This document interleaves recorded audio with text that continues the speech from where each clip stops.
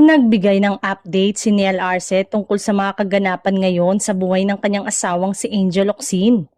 Kahit daw siya ay never nagtanong sa award-winning kapamilya actress kung kailan ito balak bumalik sa mundo ng showbiz. Na-excite tuloy ang mga fans ni Angel nang mag-post siya sa Instagram story kamakailan para ibandera sa madlang people ang pagsuporta niya sa anak ni Neil Arce na si Joaquin Arce. Pumirma na kasi si Joaquin ng kontrata sa Star Magic at sinabi nga ni Angel sa kanyang IG post na excited siyang makatrabaho ang stepson sa pagbabalik niya sa acting. Present si Niel sa contract signing ng anak sa Star Magic at sa panayam sa kanya ng ABS-CBN at natanong nga siya kung mapapanood ba muli sa telebisyon at pelikula si Angel.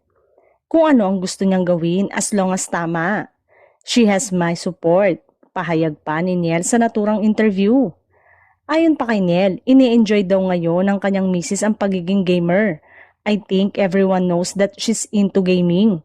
She's taking online classes and she's enjoying herself. Kahit naman daw siya ay excited sa pagbabalik ng asawa sa telebisyon at pelikula.